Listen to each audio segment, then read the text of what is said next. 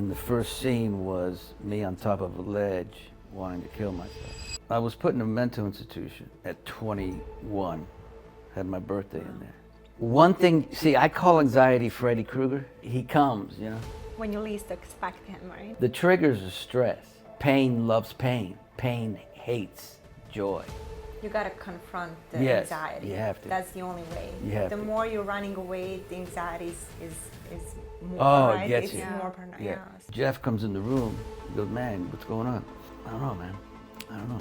And he sits down and I said, I can read your mind. He goes, what? I said, I can read your mind. There's something in here, man.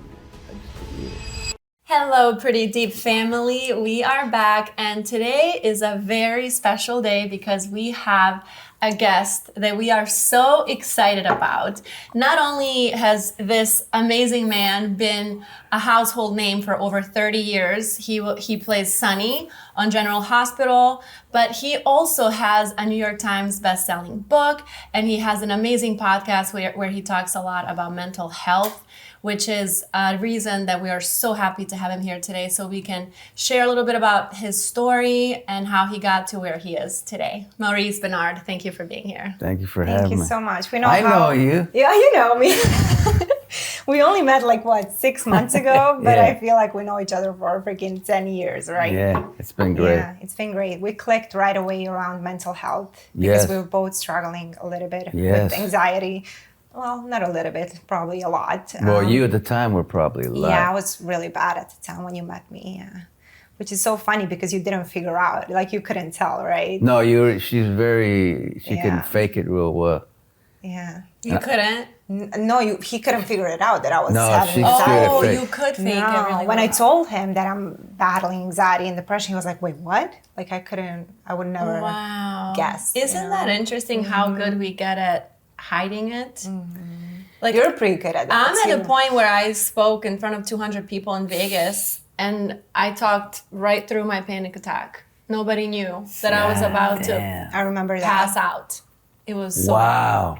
You know, out of everything that I've been through, I've never had and I've gone to do appearances all over the country and whatnot. I've never had an anxiety attack, panic attack right before I go on and have a panic. It's always dying over here and then I have to go do the thing. Okay. And, I'm glad I never had to go through that right in the moment, but it's still very difficult to go through some horrible stuff and then have to, a year ago, I went through hell. And I called in sick for 2 weeks. And I don't call in sick at work. I've been there 32 years and I don't call in sick. Wow. And I went back after the 2 weeks. And the first scene was me on top of a ledge wanting to kill myself. Wow. And it was that was with my buddy who was not on the show. Then they brought him in for this. And I said to him, I went inside, I was in such bad shape, man. And I said, Bri, you're gonna have to carry me through this one. I'm not here, man. I'm just, he goes, brother, I'll help you. And we did it, and you know what's funny, just recently, because I don't know what people think when I'm going through this stuff, And I talked to an actress and I said, when I came back from that time, she goes, oh, we all saw it. Oh, so they were So it able was to. obvious. Yeah. Yeah, and she said, we love you. But what did they see? They just saw that, I didn't, it's a good question. I didn't ask her that, but I bet they saw somebody drowning and wanting to swim, Wow. Because it's in the eyes, and I know a lot when I'm acting on General Hospital. When I'm in that state, I look down a lot. I don't look in the eyes because I always believe that if I look in the eyes, they're gonna know what's going on in here. So I'm looking down. I have to look because it's ridiculous not to look. So I'll look and I'll fake, what I have to do. And then I'll go back to but it's hard, man. Hard to act in that state of mind. But it's State of mind. It's very hard. It's just hard. But I can't believe this is good. This is good interview because we're getting into some deep stuff right away, and I always love that when we started off. One of my biggest fears when I'm going through an anxiety attack is what are people seeing and saying and thinking, because my biggest symptom is just shortness of breath, and I'll be like, trying to breathe, but I feel like no air's coming in, and then I just imagine and make this story in my head. Oh my gosh, I'm about to pass out in front of everyone on this plane, for example, and everyone's gonna be like, oh, this girl is crazy. Or one time I was telling Petra when I was shooting a movie in Bulgaria, it was my dream. My dream was finally coming true, and I couldn't enjoy that dream because I was claustrophobic in the place where we were shooting. It was dark, there was just candles everywhere, a lot of people, and I was going through it. Wow. And I just kept thinking, wow, the director is going to be like, why did I bring her here? Yeah, she can't even get through the day. Of course. And all the other actors are going to be like, she's insane. So how do you get through that in your own experience when you're having an attack or you're dealing with, negative thoughts? How do you get through it? I always, and I say it all the time, I keep thinking this is a state of mind. Similar. Right, and I'm like, I know I've said it 1,000 times, but it's for me, the key, and I'm going to get into this stuff, and it's great that we're talking about it now because I'm now got through that hard time, figuring out what I need to do, which is psychiatrist, therapist, acupuncture, hypnosis, that I'm all got this thing going now, and it seems to be rolling. The way I believe, once you're in that anxiety, I just had anxiety twice in the last 2 months or whatever, right before I went on a cruise to the Bahamas. One thing, see, I call anxiety Freddy Krueger. Mm-hmm.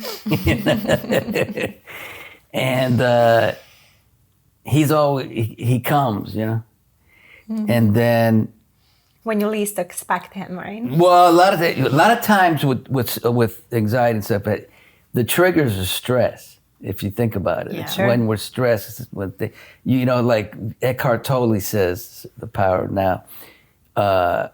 Pain loves pain. Pain hates joy. And he talks about the pain body. Yeah, all that stuff. Yeah. You can't. The anxiety doesn't come if you're feeling great. Of course, it won't come. So the last time it came, I was talking to my therapist. I said to her, I wish there was a way that we can go into a room, and you know how much you get. They inject you with anxiety, and you see how well you can deal with it by the levels. So maybe this time 10 being great, you did 7. And then you leave, you come back, do it again, now you're at a 6. That's how you get through anxiety, by not running from anxiety, staying in it. Yes. And no bullshit. This was the night before I was leaving on a cruise. The next morning, it's Freddy freaking Krueger. He came. And he's in the, and I said, stay back, brother. Go back in the fucking room in there, please. And then he comes out, and it's anxiety. So was it just, you just felt anxious about going to that I don't trip? know. Probably. I mean, what else could be, it right? It had to be. Yeah, but I can't tell you exactly. Probably had to be because my wife was leaving and the whole thing. And he comes, and then I remember. Wait, what do you mean your wife was leaving? She was leaving to Japan. Oh, she was going on her trip. Yeah, and last time she left to Europe is when I had my, but that's a deeper issue that we'll get into another day. That had to do with whatever. So the anxiety came, and it was anxiety. And usually when that happens, I jump out of bed and I run around like a chicken with his head cut off. Oh, fuck, I can't work now. Oh no, it's here. Oh man, I can't do it. Oh shit. What am I gonna And do? that makes it worse, right? Worse, way worse. Overthinking it, yeah. Right. Where's Paula's not here now? But this time, I said, I ain't running. And I stood in that anxiety. I sat in the anxiety. No matter what the feeling, because I have a major problem. I don't know if you do, with being uncomfortable. Yes. That's Oh, the worst. 100%. Well, some people don't. And anxiety is the most uncomfortable feeling in the world. That's why I freak out, right? Yeah. I sat there, and I said, I'm not getting up till I want to get up. And I got up, went to feed the horses, came back, it's gone.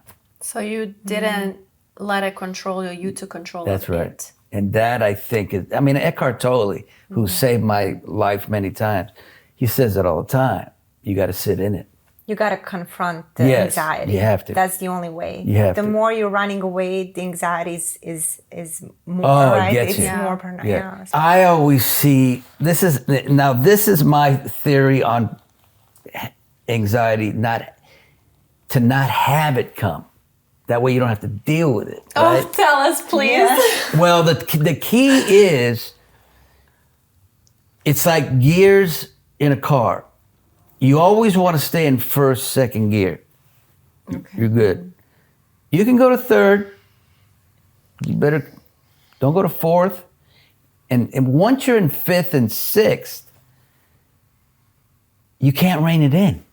You have to get professional help, like I've done, and you have to take some medication, because now you've gotten the fifth and sixth, and it gets you. You can try to sit in, and I haven't done it yet in that bad of anxiety, but so what I do now, and how do you do that? Well, meditation, yoga, eating right, psychiatrist, therapist. So I'm going to talk to you about, so you're claustrophobic with anxiety. That's what I am. That's one of my triggers, just one. Sometimes the most frustrating is when I don't know where it's coming from. And that happens to me a lot too. Oh. And I will just come. And, I'm not necessarily stressed about anything in particular, but it just comes. And sometimes it gets so bad that I'm just so sick and tired of it. And then I ask myself and I ask God, how long is this gonna bother me? I know. How long is this gonna almost like stop me from living life to the full potential? How much do I have to suffer before it's gone?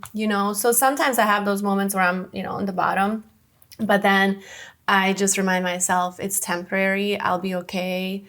Just like it's happened to me over the last 15 years. Every time I'm okay. And you've been on a plane and you get in. I force myself. So everything that triggers me, I force myself to do, because I don't want it to get in between me and living my life. So, for example, if it was up to my anxiety, I would never get on the plane again. But travel gives me joy. Yeah, yeah. So I tell myself, you're not gonna let this stop you. And I'm gonna get on that plane. And every time I'm on a plane, I would say 90% of the time, I do have a panic attack or an anxiety attack. But you get through it. And I get through it. You told me one time that you had such a panic attack that you almost told them to stop the plane. I almost asked them. Yeah. Well, that was the first one I had, and that's why I thought I was having a heart attack. Once you learn what it is, then you feel a lot better. Yeah, But you learn how to control it better. Yeah, too. but I want to say that with you, what I think is so fascinating is that you've been talking about this for so long. Yeah. I feel like nowadays, people are more open to mental health and speaking about it. But you said that you were diagnosed with bipolar disorder when you were 21? Yeah, 20. Well, I got diagnosed at 22, yeah. And you've been sharing your experience and you've been helping so many people through that. Because sometimes when I look at you, when somebody on the street looks at you, they think, wow, he has the most perfect life. He's a household name. Yeah. He won 3 daytime Emmys. Yeah. He's a famous actor. He's so successful. And nobody thinks you struggle. Yeah. That's very, the reason when I was bipolar, and this is a long story, but I was put in a mental institution at 21, had my birthday in there. Wow. Freaking horrible, man. I mean, my mom and dad and my brother come in with presents and, Wow. and then there's, like steel on the windows. And at night, I remember that night hearing, yelling, people screaming and stuff. So I'll give you a couple stories. I was like I don't know if you ever saw One Flew Over the Cuckoo's Nest. Mm-mm. Okay, you gotta check it out. You'll love it. You'll love it. It's a Jack Nicholson won an Academy Award for playing the role. He was diagnosed. He went into the mental institution, and it was just almost like my deal, where yes, we have a breakdown, but we're not like everybody else. Like these guys are like walking around. So you had a breakdown, and that's why you had to go in? Major breakdown. It's when I started acting, and it was, I didn't know what the hell was going on. My mom and dad didn't know what was going on. So I was a tiny bit violent at one point, but not too much. And Sorry, do you think acting caused yes, you? I'll tell you what caused it. You want to know what caused it? I just started acting. I went to go do my first reading a script in front of an acting coach. I didn't know anything. I was modeling, but I was not successful at all. So I was too short. But I really wanted to be a big time model. Just did not happen. Have a face. The face was fine, but man, they're tall, man, and I'm looking up at these girls. So I went into this guy named Michael Alton, and he said, hey, okay, I'm going to give you some sides here. I want you to read it. It's what Al Pacino did on Broadway. It's called American Buffalo. I know it's going to be difficult. It's your first time. I picked up the sides, and I'm like, hey, Bob, you fucking roast beef sandwich, am I right? Bring it over here. Bring it over here. No, hey. And I start just boom, boom, boom. And then I finish, and he goes, you never acted? I said, no. And he just didn't say anything. And I said, okay. So I go back to my agency, and they said, hey, Maurice, you want to know what Michael said about you? And it's weird how things imitate life, but he said, you're going to be the next Al Pacino. Wow. I wasn't ready to hear that, right? So it got me this way. Then the same agent busted that bubble like you wouldn't believe one night. I was at his house. This I've never really talked about ever. It might be in my book. And I showed him a tape of mine of a video that I did for MTV and a little bit of this, a little bit of that. And him and my friend were there.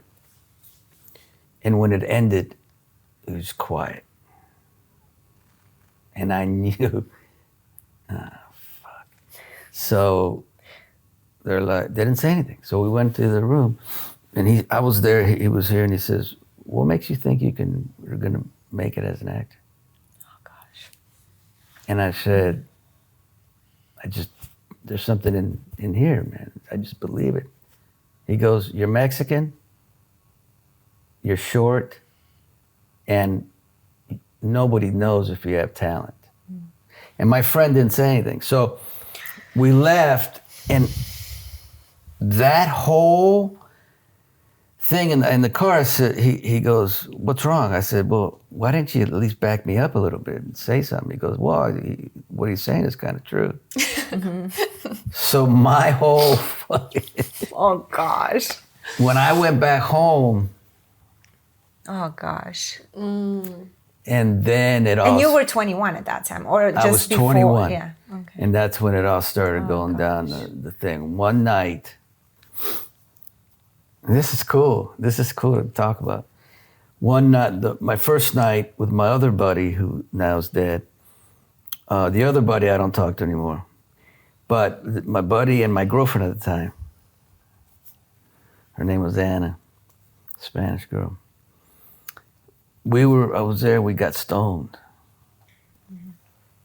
And I didn't smoke weed really, but decided to get stoned. And then I needed to go get a hamburger at Burger King. You know, I was fucking hungry. So we go home, she goes home, take her home. And I remember going to sleep and having dreams, and they were very demonic. I remember that, just bad. Jeff comes in the room, he goes, man, what's going on? I don't know, man. I don't know. And he sits down and I said, I can read your mind. He goes, what? I said, I can read your mind. He goes, all right. I said, think of something. And I said it. Wow. And his eyes got real big. Oh, gosh. And he goes, dude, you just got lucky. I said, think of something else. And then I said it. No way. And he ran into the room. He got scared. Yeah, because when you're in this state, everything heightens up, right? Wow. So then the next morning I get up and I knew it started because I can feel euphoria, man. Like everything when I was out in the balcony, and I can feel everything so vivid and clearly. Mm-hmm. And I'm crying, bawling, crying. Jeff comes up. What's wrong, man? I said, I don't know. He goes, all right, look, let's go down to the pool. All right. So I went down to the pool and I sat in front of him. He stood in front of me. He goes, all right, so what's going on? I said, I think I'm losing my mind. Wow. So then I knew that I was losing my mind. And then I threw something in the pool. And then I said, no, man, I'm really losing my mind. And I jumped in the pool with my clothes on. And then he jumped with his clothes on. And then he comes out and we laying on a thing and lounge chairs. And I said, close your eyes, man. I said, soon we're going to be big stars. And we're going to be going to the Playboy Mansion. We're going to be doing all kinds of stuff. He goes, yeah. So then that was, I'm going to get into some shit here, though. Please get do. it in. Are you all right? All right. So then I went home. He called my mom. And... He told your mom? Yeah. Mm-hmm. And they already figured something was going on. They just didn't know, right? Because at that time, man, brand bipolar, no one's even... And I didn't do drugs, and so it wasn't like anything like that. So, and I remember with my mom watching Phil Donahue. You guys probably don't know Phil Donahue, big like Oprah, and telling my mom, I know what he's gonna say, and he would say it, and my mom's like, she was kind of freaking. So that night, I got in bed with my mom and dad. And I remember this is, when you go through a manic episode, and I've talked to a lot of people now, but bipolar, it's like the devil and God fighting each other. And most of the time God wins, but there are times when people kill themselves and then the devil won. But it feels very demonic. So here I am on the bed and I'm turning the heated blanket on high. It's already hot. What the hell is that about? And I remember putting my hand on my mom's leg. And I remember it would squeeze like in a not a good way. And then I would, boom, take it out. And I kept putting it back. See, that's all that stuff that happens. Then I got up, started yelling, went into the bedroom. I had a crucifix, this little emblem, and my dad's on the bed. He goes, what's wrong? What's wrong? What's wrong, hijo? I said, I'm the devil. He's looking at me like, what the? And I start bending this thing, bending it. Then my mom's on the phone. And I'm like, who's she calling, Dad? He goes, oh, maybe just the doctors. And I said, it better not be the police. He goes, no, she's not calling police. Then the doorbell rings. And my mom says she'll never forget the look I gave her right before I opened that door. It was just like betrayal, complete, like, Yeah. you know? It was the police. Yeah. And it was my buddy from high school. With them? With He was? one of the cops. Oh, no way. Yeah, my buddy from high school. So he comes in. Now I had, I was crying a bit. My mom was crying. My dad maybe was crying. But there's nothing they could do because there's nothing violent or anything. So they left. And the next morning, my mom, my brother, everybody basically tricked me into the car to take me to the hospital. Wow. I remember my mom saying, put your head down on my brother's lap because that way I couldn't see where I'm going. So, but I think I wanted to be hospitalized, You knew Yeah, you deep needed. down. Yeah, you I was knew like, you needed it, yeah. what the hell's going on? I didn't know. And then they couldn't tell me what it was. They couldn't tell me what it was.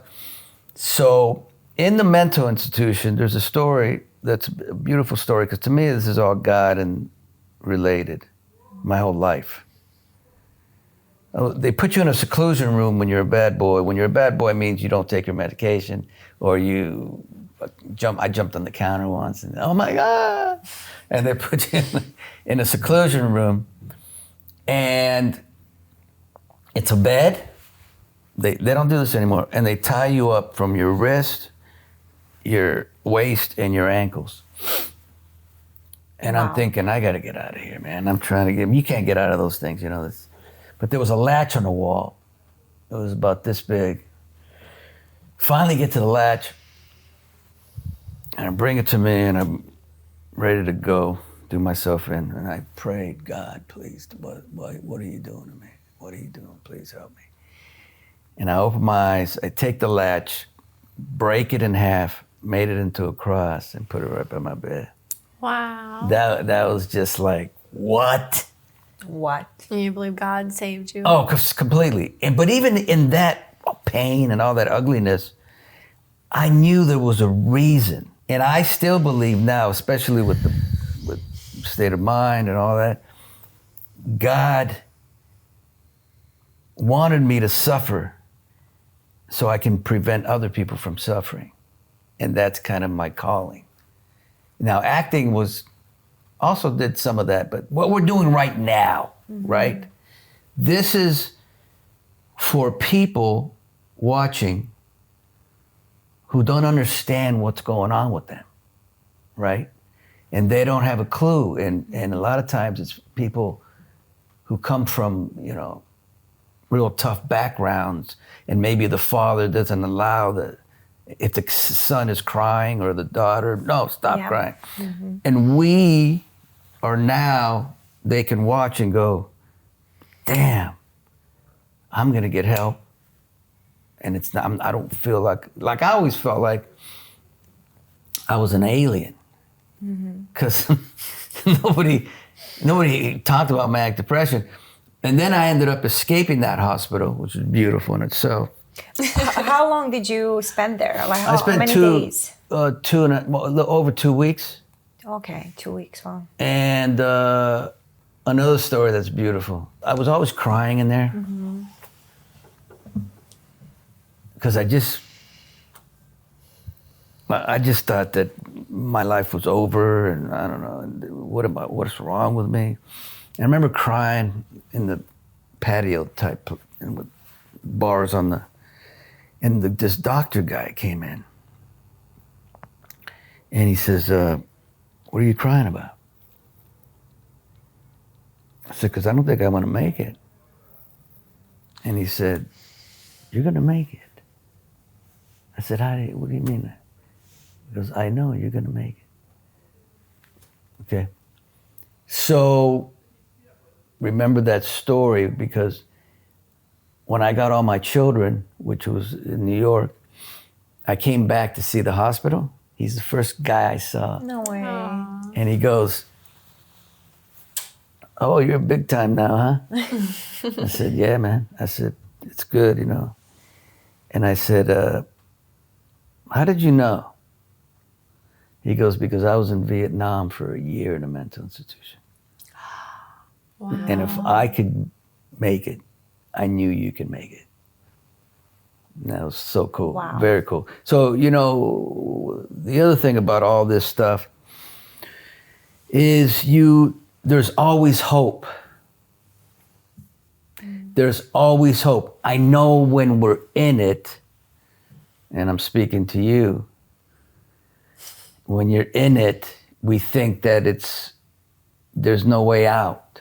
And for me, I'll speak for myself, the pain is so grand and huge that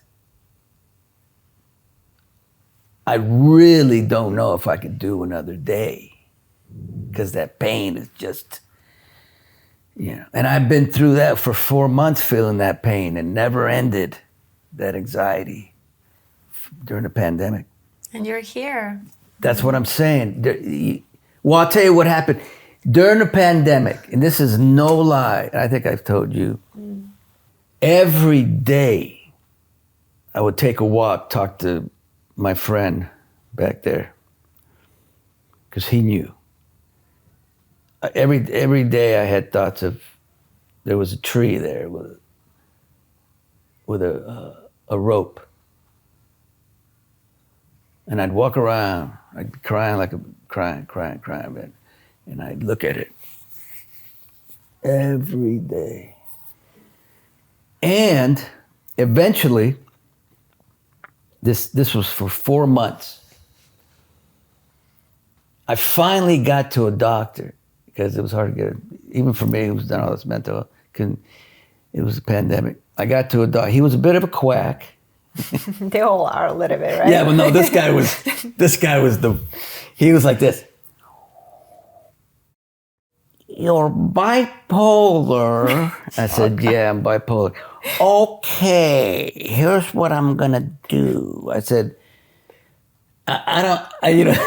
look, I needed anybody, so even that guy, my wife's like, honey, I said, no, I like him, because a lot of what he's been through, I've been through. And so he goes, here's what saved my life at that moment. He said, okay, I'm gonna put you on Lexapro. I said, but what is that? Oh, it's an antidepressant, and I think it's gonna be good for you. Okay. So he did, and that got me Out of it. And then listen to this. After you think you're not even going to survive something, after that, I got 2 Emmys, a New York Times bestselling book, and created State of Mind. Wow. Right when you think... Wow. It's like you became a butterfly. Completely. But, the struggles haven't ended. Yeah. But at least the people should know, no matter what you're feeling, it all will pass. Can't tell you when, but it will pass, and then... Yeah. And as you said, God gave you those struggles because you're doing this now, and maybe God gave you opportunity to become a huge actor, known to so many people, just in order to do what you're doing now with State of Mind and talking about mental illness. But like she said, especially this last one, I just asked God, I think I've learned enough. Can you stop? Enough Exactly. lessons. Yeah, come on. Please. How long do I have to be learning for? Yeah. Right. Well, just not, there's a, Yeah. how much can, it doesn't, and, but the thing is, he does what he's going to do. Yeah. And you just kind of try to figure it out. Now, for you in your anxiety, as far as flying too, it's funny because I believe in medication, but I don't like taking medication. But I have been taking lithium for 32 years, and I haven't had a breakdown. I've had 3 breakdowns when I went off. So is that's what I meant to ask you for your bipolar disorder. Is that what helps you? Oh yeah, lithium. So being on lithium, that's what gets it? Yes. Okay. And I found out through my first psychiatrist, because I didn't know after the hospital and everything, I went through a major depression for 8 months. I didn't know, they still didn't tell me what I had. Back when you were 21. Yeah. Back when you had first breakdown. Yeah, I was like, and then I walk into the psychiatrist, maybe months after the mental hospital, and his name's Charles Noonan, who's my friend now. And I said, what's going on? I don't know what I have, and it's just terrible. And he's just looking at me, and letting me talk and talk. He goes, you're manic depressive. Okay, but what the hell's that? It's a chemical imbalance. If you're gonna be okay, I'm gonna put you on some lithium. And he was right. And now I just saw, since he's my friend, I said, how was it when I walked in there? What did you see? He goes, you were so medicated. Wow. You were like, you couldn't. Wow. He goes, I had to take you off of there. You said something really interesting earlier. You guys are great listeners. Thank you. And that's the only reason I can really, I can talk a lot with people, but you guys are just so. We're soaking in. It's amazing. Because we, you know how they say a lot of humans relate on suffering. Yeah. And so we're listening. Yeah, it's great. And thank you, by the way, for sharing so much. And what I wanted to ask you is earlier you said something really interesting. You said it was almost like God and the devil are fighting. Do you think that people like us, they're so sensitive? When things are good, they're almost godlike. And it's amazing and beautiful. And like we actually feel it so much deeper than normal humans, I guess normal, quote unquote. But then when it's bad, it's bad. Do you think that is the high and the, like my wife says, honey, you go from 1 to 8, 100. Yeah. But you got to try to figure out that middle ground. To stay calm. And Because when it's bad, it's horrific. And when it's great, I'm getting better at that. I am. And that's why I want to tell you, my buddy, I didn't fly for 10 years, and I got off 2 planes. Cops came and everything. Wow. And I said, I got to get the fuck out of here. And I got off the plane, cops, I was 9/11. Then the other time with my kids, I looked at my wife, and this guy sits down, and he's like right here. I said, baby, she goes, honey, I said, baby. Gotta go. Oh yeah, completely. And then why'd you tell me that? Now in 3 days I'm gonna be like, baby, let's go. I'm out of here. You have that opportunity now. Right? And I said, she tried to talk me out of it outside the plane. I said, it's not gonna happen.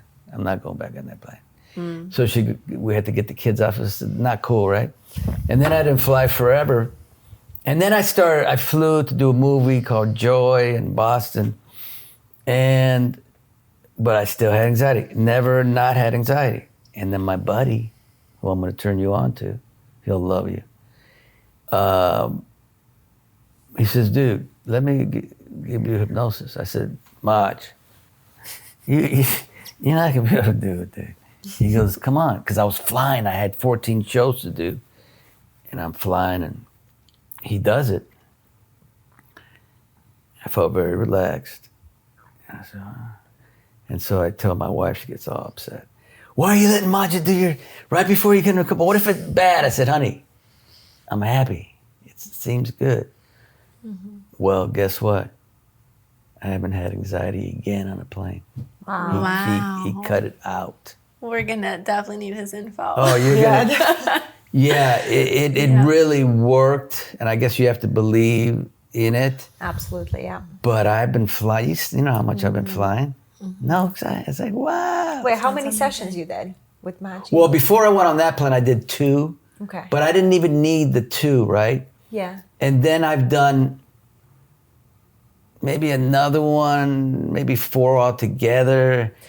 But does he put you in like a deep hypnosis? Or? Here's what okay, that has cured, and that's good that has cured the anxiety on a plane. Obviously, it didn't cure general anxiety. the anxiety when it's bad, because here's the funny part. When I had this bad anxiety a year ago, he's one of the people that took care of me. He slept on my bed and stuff. Wow. And then he would try to do his hypnosis on me, and I'm like, get the I don't want to do that, man. It's not going to help me right now. It's not doing anything. So you got to be in the right state of mind to do that. Yeah, because I was already in 6th gear, 7th gear. So the next thing that you should try, you probably have already, and I had to, from the experience or from the medication that I'm taking for anxiety, I had a balance problem and my nerves and shit. Wow. Even now, sometimes I pick up this. Yeah. Yeah, it's a little, okay, fine. Mentally fine, but that stuff started really affecting me in my acting now. Like, there was a day that I thought I couldn't go to work, man. I said, I'm done. But that's a cool story too. So I went to acupuncture. I'm actually doing that today. Oh, first time? Yes. First time ever? Very first No way. time. Oh my, it's the best. Yes. Let me tell you, I went, and I'm thinking, this is not gonna do it. Like Majid, my buddy. So she says, what's wrong with you? I said, well, I got this balance thing, I got nerves, She's about 80 years old, cool lady. She always smiles at me like, I know I'm helping you, but she don't talk to me. So I did it. Okay, felt relaxed, but I went the second time. I finished, went in the car, put a song on, and started just crying, man. Wow. And I felt mania. Coming? Yeah, it was there. But it wasn't the bad mania. Because the difference between what I felt and what mania is when you're having a nervous breakdown or a manic episode is that mania doesn't end. It's with you and I compare it to like doing cocaine. And not that I do cocaine or anything Don't like do that. cocaine, kids. Yeah, but it is that feeling. So when you have that feeling and it controls you. And you're out buying stuff for people, and it's unbelievable, that feeling, but when it doesn't end, it scares the hell out of you eventually. This one, I was like, wow. I'm like, this is such joy and peace. And then it ended. Do you feel like at that moment you were in control of Yeah. mania? Okay. Yeah. Okay. That's the For difference. the first time ever? Yeah. Okay. I was just like, Wow. it's all right. I'm in this thing. It's not, look, there was a tiny bit that scared me, like this feeling but it didn't. And it went away. This went away. Wow. Wow. So, and it's funny because my wife's a bit of a skeptical. When it comes to Yeah. hypnosis and acupuncture but and all like that. I say to her, I said, baby, I can't just get on a plane and say, I'm not going to have anxiety now. It doesn't work that way. It has to do with whatever he did. But by the 3rd, 4th plane, she said, wow, it's worked. working.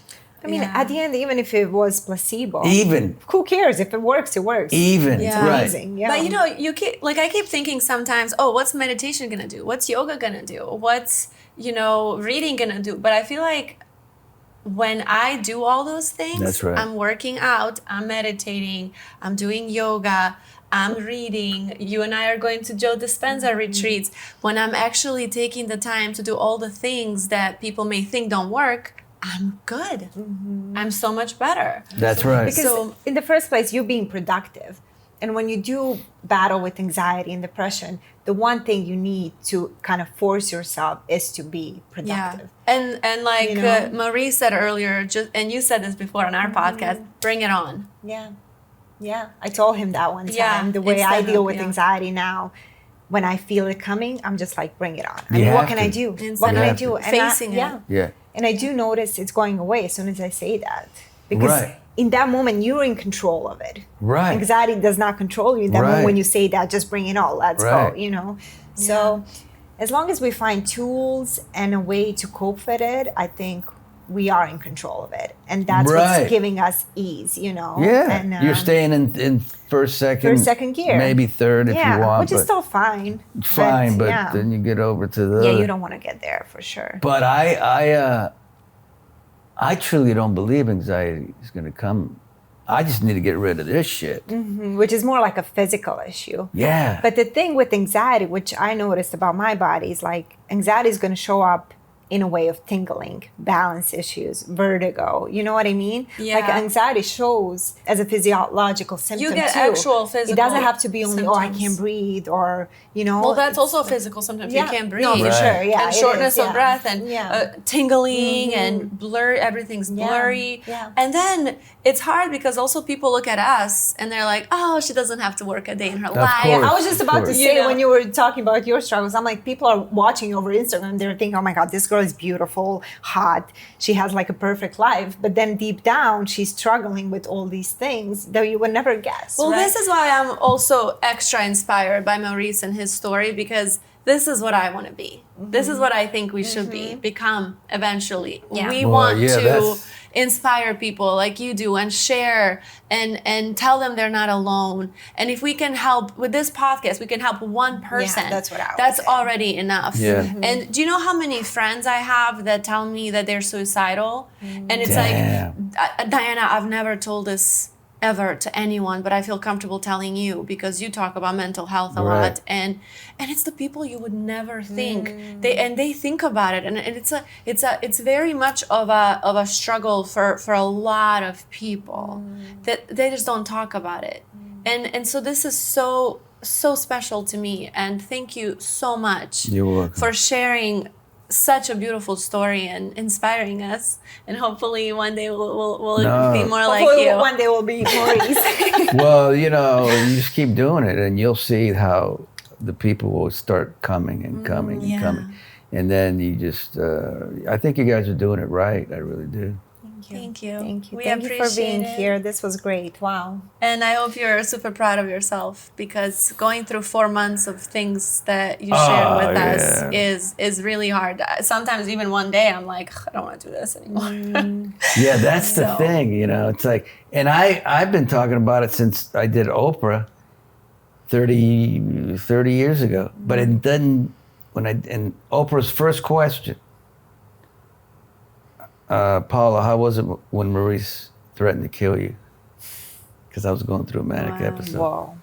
And that's where that started. I'm thinking, oh, really? That's where we're starting. But, after that, nothing. Like I've told you before, the only thing that's really changed mental health is the pandemic. Yeah. And you could, a lot of people are like, well, what do you, I said, look, if you watch TV, how many commercials now?